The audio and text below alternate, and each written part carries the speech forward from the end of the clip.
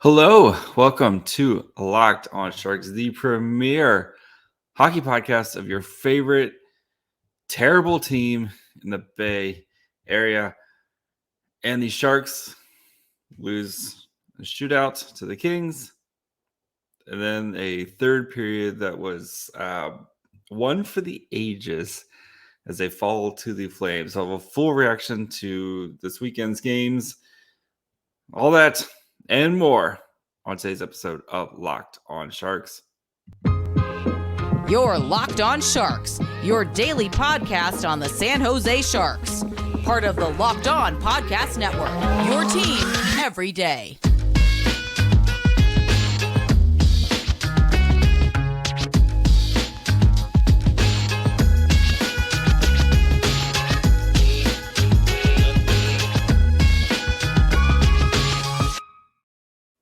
I'm JD Young, contributor at Fear the Fin and San Jose Hockey Now. I want to thank you for making Locked on Sharks your first listen. We're free and available wherever you get podcasts. And of course, you can watch this on YouTube as well.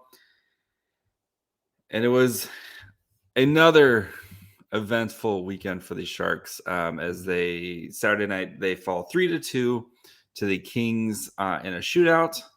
They turn around on Sunday night and lose 5-2 to the Flames in a game that wasn't close. Then the Sharks kind of made it interesting, and then they just full on pooped their pants basically to start the third period. So I guess the big takeaway from this weekend is kind of what we've seen so far from this team, right? Where you might get something working, but it's hard to get everything working all together for this team, right? Friday night, James Reimer, amazing. You got goaltending out of James Reimer. I think he had 37 saves that night. But the offense really, you can only manage to get 2 goals on, from the Sharks, right? And then in the shootout is what it is. Yeah. Flames game. Kaapo Kahkonen, pretty solid start to the game, especially because the Flames were really kind of taking it to the Sharks in the first period. And then Sharks kind of scratch and crawl back into this game, but then just shoot themselves in the foot in the beginning of the third period. And it's, again, lack of scoring depth. And then Kaapo Kahkonen just not able to make a save when the Sharks really, really need to make a save to kind of stop the bleeding, or just plays the puck terribly. And yes, it's basically right now it's Timo Meier, Tomas Hertl, and Erik Karlsson doing everything for this team. And that's basically what this team is right now. And I know they've gotten some scoring from Nick Bonino recently, but it's not enough contributions from everyone else on this team. And it's basically these guys have to play perfect hockey to even be in games right now. They just don't have the horses to be able to do anything or overcome any adversity, just because, again, Timo Meier, Tomas Hertl, Erik Karlsson. So just going through, so the Sharks scored 4 goals this weekend, right? In total, 2 against the Kings and 2 against the Flames. Timo Meier goal, Couture and Karlsson.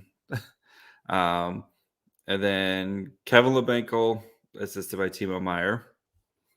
All right. Timo Meier goal assisted by Karlsson and Hertl. And then Tomas Hertl goal assisted by Couture and Karlsson. You notice how I just kind of repeated the same names over and over. So Timo Meier was in on 75% of the goals this weekend, right? Erik Karlsson was in on, again, 75%. Should have been on the Kevin Labenko goal, right? Tomas Hertl was in on half the goals. Erik Karlsson or Logan Couture got assists on half the goals as well. Like, And then that's basically it. And then Kevin LeBlanc scored a goal that Timo Meier did all the work. Timo Meier and Erik Karlsson did all the work for. Like, this team just doesn't have other people that can contribute. It's just what they are. And it's, you get a great game from James Reimer. Showed a little bit of rust of that first game against the Coyotes, but was, able to hang in there, right? Kings took it to him, tested James Reimer.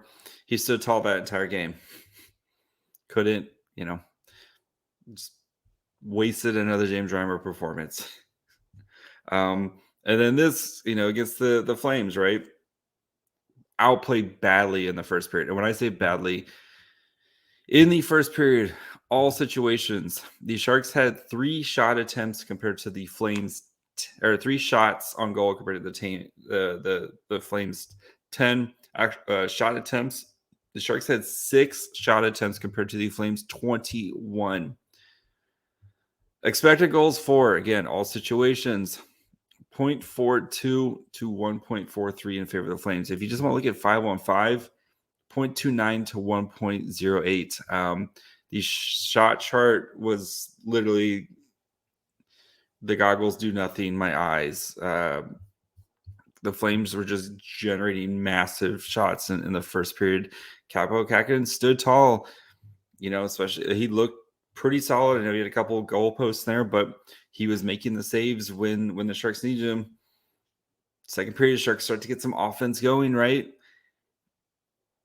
Okay, they don't score, but they're doing a lot better. 5-on-5, Sharks and Flames, 12 shot attempts each. Cool. Shots on goal, 8 to 6. It's 5-on-5, right? Expected goals for 0.7 to 0.43. Sharks are doing stuff in the second period, kind of generating some offense. And then you come out in the third period and just give up a power play goal. Tomas Hertl gets called. Bad penalty. Don't need to be taking that penalty. Give up a power play goal within like 2 seconds of the power play starting. As soon as the power play is over, you give up another goal to Lindholm, and 19 seconds later, and then a chip in, a dump in that Kaapo Kahkonen can't play leads to a goal. And that was the Sharks they can't overcome 3 goals like that. Come on, like we've watched this team. So Sharks continue to be the perfect tank of playing entertaining hockey. But then as soon as things get hard, they just fold faster than Superman on laundry day. And they're continue to be headed towards a top 5, hopefully top 3 picks. So before we break down each game, look at how the forward lines played, kind of, what we can kind of take away from each game. Do want to let you guys know about our friends over at Athletic Greens. Athletic Greens, a great way to take control of your health.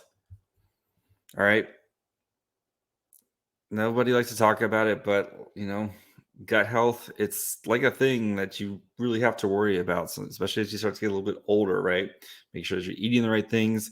Make sure you're taking care of yourself. When you're a young kid, you can go down and, enjoy a bunch of chicken wings and drink a bunch of beer, and then you're fine the next day. But as you get a little older, you know that heartburn comes. But great thing about Athletic Greens is they help to kind of balance your gut health, give you more energy, optimize your immune system.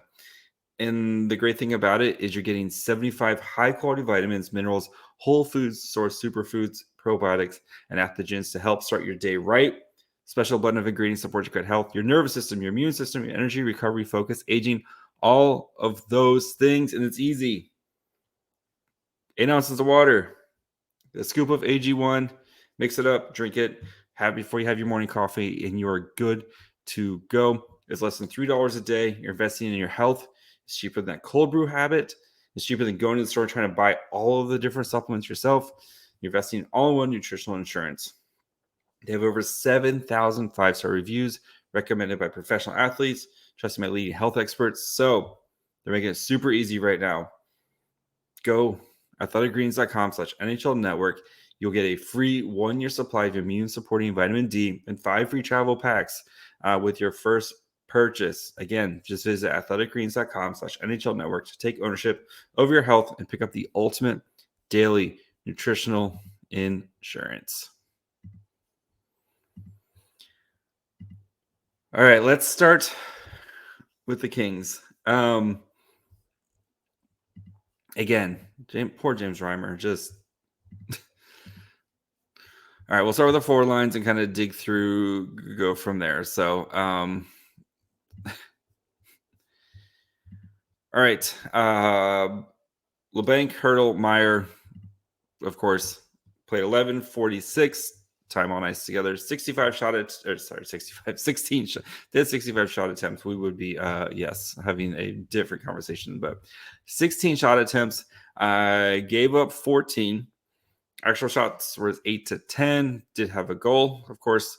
The nice Kevin LeBanc goal where Timo Meier toe dragged. Timo Meier and toe dragging Kings. It's something I could just watch on repeat. But expected goals 4.49. Gave up expected goals allowed was 0.57. Scoring chances 4-9. So they did have the shots, but they were giving up the quality shots, right?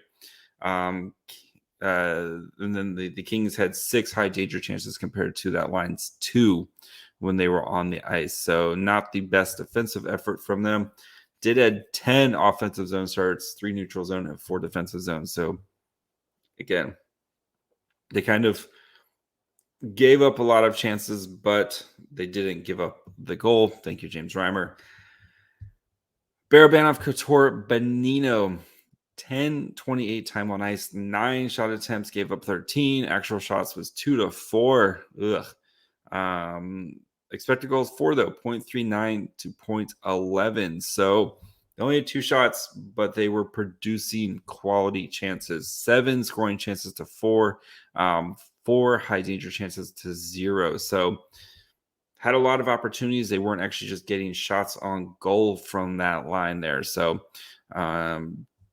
2 offensive, 5 neutral, 3 defensive zone starts. It'd be interesting once we get kind of the lines a little bit more, especially with Luke Kunin is on IR now. How these lines kind of figure themselves out. So Barabanov, Couture, and Bonino have been playing really well. We know how the Barabanov, Couture, Nieto line has been playing. So I think, David Quinn did go with the Bonino line again on Sunday versus the Flames, but you wonder how long until kind of Matt Nieto takes that job back. I still think I like actually keeping Bonino on the second line and using Matt Nieto's speed on the third line because Svechnikov and Sturm not really kind of known for their speed. Matt Nieto, he can skate. So I think he can really add a forecheck kind of presence to that line. So going to be interesting to see how David Quinn kind of adjusts the lines here. Now they're starting to get some bodies back, right? Third line, Svechnikov, Nico Sturm, Noah Gregor. 8:49 time on ice, 10 shot attempts, 4, 5 allowed. Actual shots was 7-5. Produced expected goals for 0.55, expected goals allowed 0.3, and then scoring chances were 8-3. So again, 4-2, high danger. So like they're providing off, they're just not able to capitalize. That's the frustrating part, right? Is they're doing a lot of stuff right, but again, if it's not Timo Meier, Tomas Hertl, Erik Karlsson providing the offense, like actually finishing, that's just kind of where the Sharks are at right now. All these guys just aren't bringing in offense. 5 offensive zone starts, 2 and 3 for the neutral and defensive zones. Lindblom, Lawrence, and Gadjovich, 8:49, 3 shot attempts, gave up 6. Actual shots was 0-3. Expected goals for was 0.02 to 0.37. So kind of a rough night for that fourth line. Scoring chances were 3-4. High danger chances were 0-3. And then 3 neutral zone and 4 defensive zone starts. So continuing kind of the same. Yeah, that bottom line, that bottom pair has been a little tough there. So, Reimer, like I said, sorry, he had 39 saves. My bad. 41 shots against 39 saves in 65 minutes. Gave up 2 expected goals against us 4. So again, the Kings were really kind of putting it on the Sharks in this game, and James Reimer stood really tall. 17 high danger shots against for James Reimer in this game, and he has 16 high danger saves. James Reimer, you magnificent beast. 0.941 high danger save percentage, 10 mid danger, 9 saves there, and then 12 low danger, 12 high danger. 12 low danger shots, and of course 12 low danger saves. James Reimer dragged this team to a point that on Saturday night. It's the Sharks need to trade James Reimer because he's going to accidentally get them too many points. But no, James Reimer is really, really good at hockey. And imagine if he had like real defensive structure in front of him instead of whatever the Sharks do. Yeah, James Reimer, way too good to be dealing with this Sharks mess. But again, it's just ridiculous. Yeah, the Flames just the Kings, sorry. They had 70 shot attempts compared to the Sharks 53 in this game. Actual shots, like I said, 41 to 25, all situations. High danger chances for the Kings, 21 to 13. That's been the Sharks thing, right? Is like, okay, we're going to kind of give up some shots, but we're going to kind of produce more high danger chances. And it's kind of a miracle that the Sharks were able to get a point of this game because James Reimer just stood on his head this entire game and dragged the Sharks to a point. So, yeah, it's just what we've seen from the Sharks continually. So, before we continue getting to the Flames game, do want to thank you guys for making Locked On Sharks your first listen every day. Make sure to check out the Locked On Sports Today podcast, the biggest stories around the sports world in 20 minutes or less, plus instant reactions, game recaps, and Locked On's take of the day. The Locked On Sports Today available on YouTube and wherever you get podcasts. All right, for the Flames, like I said, I kind of dug into some of the numbers for the Flames a little bit earlier. So let's look at the 4 lines and how these guys responded. So we did see a little bit of a shakeup here. Matt Nieto came back. Luke Kunin was put on IR in his responding move. Lindblom was taken out of the game, was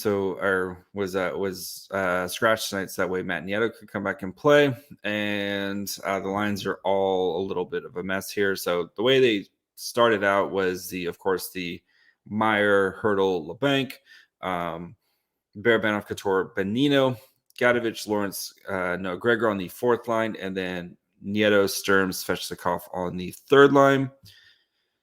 About halfway through, they swapped Nieto and LeBanc, and so LeBanc was playing on the top line with Hertl, and LeBanc looks like he might have gotten scratched, or he might have gotten sat down after a while. So, yeah, let me pull up the shift report and see if he did. The old shift chart. Kevin LeBanc. No, he was out there for some of the power play and stuff. Never mind, scratch that. But anyway, he just didn't play enough with the 3rd line there to kind of generate. Anyway, let's dig into this. So, Barabanov, Couture, Bonino, 8:51 time on ice together. 2 shot attempts, 14 given up. Woof. Shots on goal were 2 to 3. Not too bad, but still giving up 14 shot attempts. Did give up 2 goals. Expected goals for 0.01. Did have 0.34 that they gave up. High danger chances gave up 1. Scoring chances gave up 7.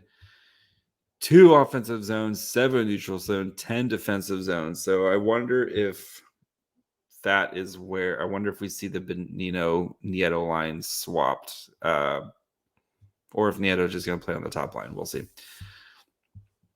Next, Gadjovich, Lawrence Gregor, 4 shot attempts, gave up 7, 2 shots for, 5 allowed, 1 goal allowed, produced half a goal expected. They were the top producing line. Gave up 0.62 allowed, 4 scoring chances, 4 gave up, 4 high danger, 3 gave up, and then 2, 2, and 1 for your zone starts. Nieto, Hertl, Meier, 4 shot attempts. So this is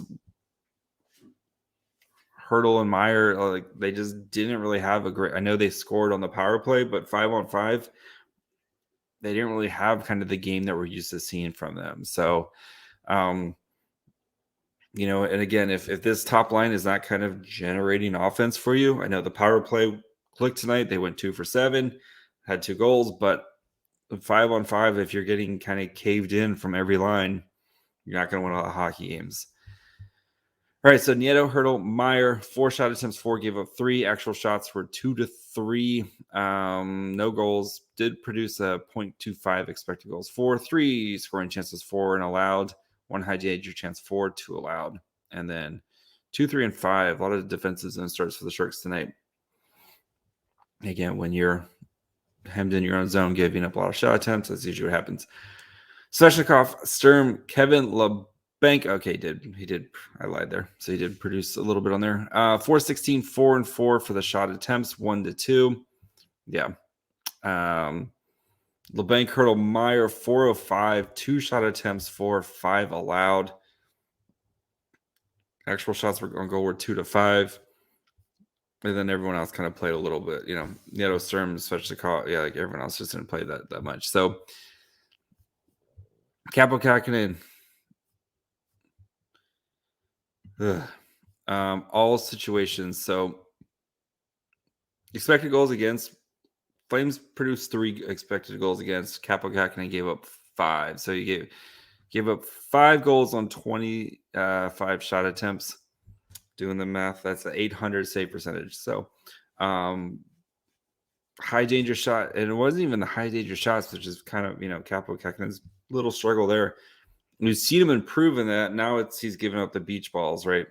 High danger shot attempts, 7 to, he had 7 saves on 9 high danger chances, or high danger shots, excuse me. Mid danger, he had 6 saves on 9. So that's what right there, 0.667, and then 5 low danger. So, I mean, going through the Kaapo Kahkonen, like the first one, Jacob Megna just gifted Tyler Toffoli that one. Like, Tyler Toffoli is really good. And yes, if you love to save there, that would have been huge. But again, it's Tyler Toffoli just kind of coming down the middle of the slot there. There's not too much Kaapo Kahkonen could have done there. The second one, Milo Lucic. I don't know. Milo Lucic, it bounces off Erik Karlsson's waist or hip or something and goes in. Yeah. Lindblom, power play, wide open net. Lindblom, again, that's where that snowball comes in, right?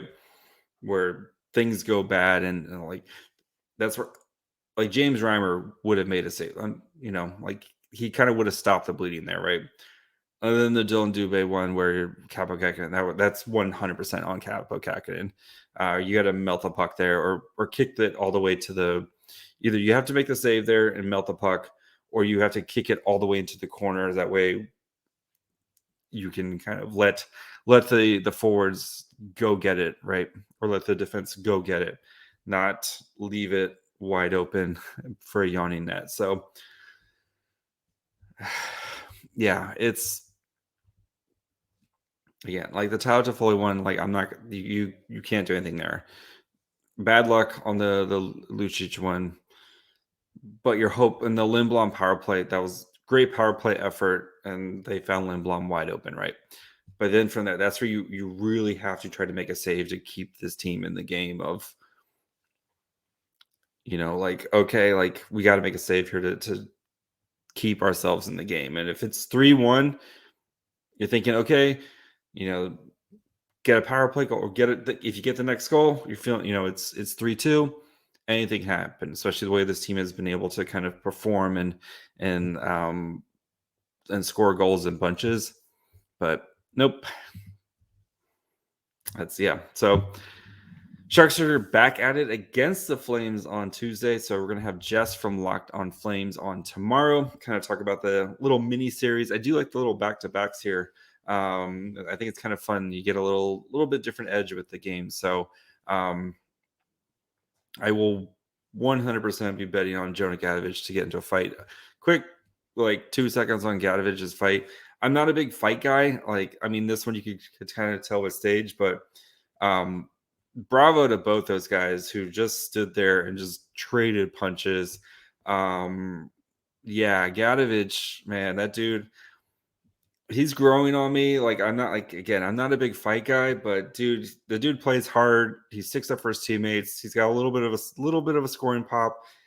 He's worked to improve his skating, and if Gadjovich is playing on your fourth line, you could be doing a lot worse. So Jonah Gadjovich, dude, again, that was a very entertaining tilt. I'm usually not a big fight guy, but hats off to Gadjovich there. He stood in there and just traded haymakers with I think it was it Garrett or whatever. Dennis Gilbert. But yeah, hats off both. They're just in there just wailing on each other. But yeah, Gadjovich, he's starting to find a place in my analytics driven heart. But anyway, so yeah, tomorrow going to have on Jess, so we'll kind of talk about the series, talk about kind of where the Flames are headed, if this is kind of maybe the start of turning, or if the Sharks are just so bad it kind of covers up the stink for at least a couple games. So make sure you're following me on Twitter at MyFryHole while we still have Twitter, or while we can still share things on Twitter. Follow the show on Twitter, Facebook, and Instagram at Locked on Sharks. You can listen wherever you get podcasts: Apple, Spotify, Odyssey, Amazon Music. Wherever you can listen to a podcast, you can find Locked on Sharks. You can watch on YouTube as well. And until tomorrow, bye, friends.